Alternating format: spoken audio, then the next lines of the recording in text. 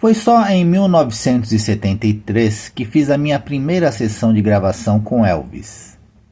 Até aquele momento eu estava ocupada com outras coisas e não pude marcar uma data de gravação por causa do conflito de horários.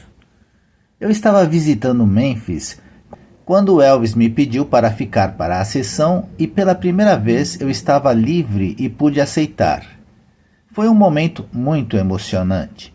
Finalmente, eu estaria em um dos discos de Elvis. Embora já tivesse estado em sessões de gravações ao vivo feitas no Madison Square Garden e no Havaí, e provavelmente em concertos inéditos em Las Vegas ou em turnês.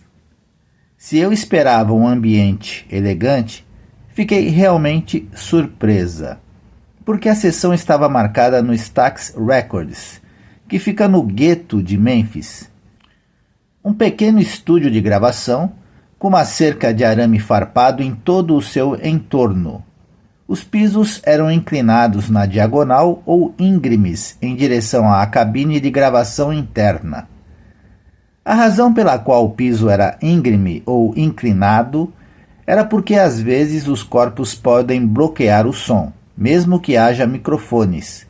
Além disso, permite que todos vejam o que está acontecendo. A maioria dos estúdios de gravação separa todo mundo. Os bateristas em uma seção, os cantores em outra e montam painéis para separar todos.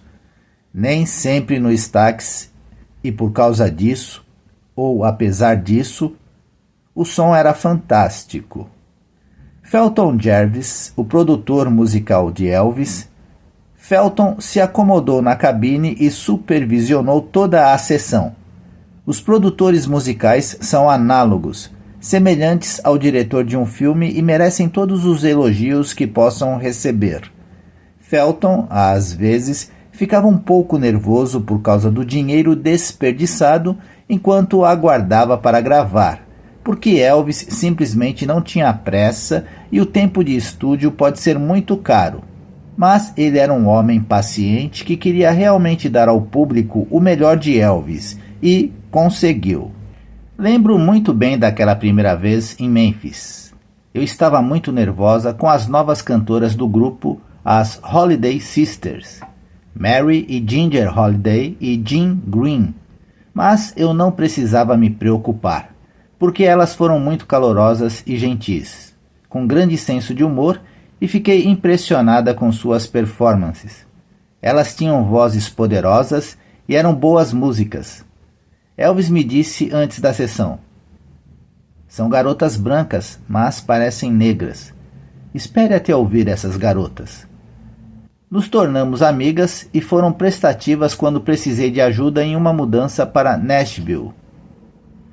Elas tinham aquele som do Muscle Shoals, o que era interessante porque estávamos tentando conseguir o som de Memphis para Elvis, já que tinha feito tanto sucesso para ele em alguns de seus álbuns em 1969 ou 1970.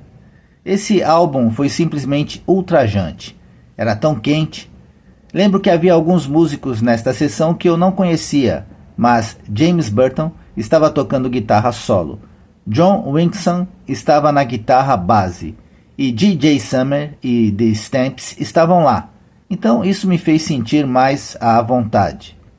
Quando cheguei lá, estávamos todos sentados à espera de Elvis. Alguns afinavam instrumentos, bebiam Coca-Cola e, claro, havia os intermináveis hambúrgueres. Em Memphis há alguns lugares abertos 24 horas para comprar hambúrgueres. Mas estávamos todos viciados no Crystal Burgers. A razão pela qual a comida era tão importante é que só íamos para o estúdio por volta das 20 horas, ou, às vezes, somente às 10, e normalmente mal começávamos a gravar antes da meia-noite. Se soubéssemos com certeza que Elvis iria gravar uma música específica, nós a ouvíamos. Isto é um grande se, porque ele normalmente esperava até chegar ao estúdio antes de decidir o que queria gravar. Ele ouvia as demos em outra sala, onde os editores musicais e as pessoas que detinham os direitos de suas músicas pressionavam certas listas um pouco antes da gravação. Quando Felton realmente sabia que algo seria gravado, ele nos dava aquela música. Nós ouvíamos repetidas vezes e então trabalhávamos em nossas próprias partes. Escrevíamos nossos números, o que era um método totalmente novo de escrever a estrutura dos acordes para mim, porque fui treinada para cantar lendo notas.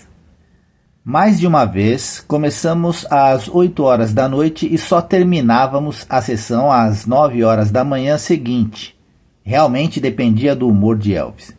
Se ele estivesse bem, ele simplesmente continuava. As sessões às vezes duravam 4 ou 5 dias. Na verdade, Felton me contou uma vez que eles mantinham a fita rodando e gravando a cada segundo, para que ele sempre tivesse alguma coisa na lata.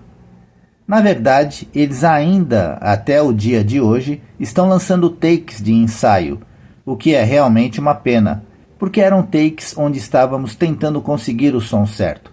Fazer acontecer e ainda não tinha acontecido. Elvis não ficaria satisfeito, porque realmente acreditava que o aprove do artista não deveria ser ignorado. Uma das coisas que fãs e artistas reclamaram durante anos foi a maneira como a RCA Records mantinha reembalando o mesmo material e simplesmente lançando como álbum diferente. Eles pegavam uma música de um álbum e outra de outro álbum e criavam o que chamavam de novo pacote. Elvis às vezes reclamava que o Coronel remixava seus materiais antes de serem lançados. Ele ouvia e dizia: "Isso não parece o que eu aprovei." Não sei se ele e o Coronel alguma vez discutiram sobre isso ou não, mas sei que Elvis ficou muito infeliz ao ouvir algo que ele não tinha aprovado.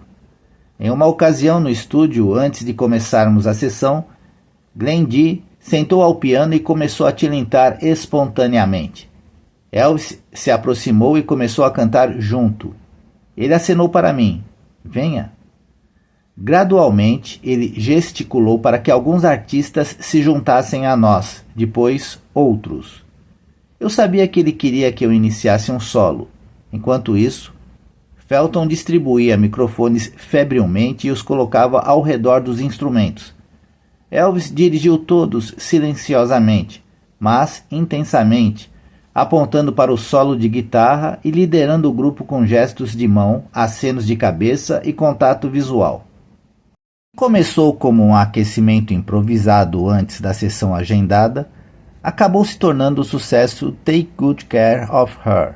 Fiquei chocada algumas semanas depois, quando ouvi isso em uma jukebox em uma cafeteria durante a turnê.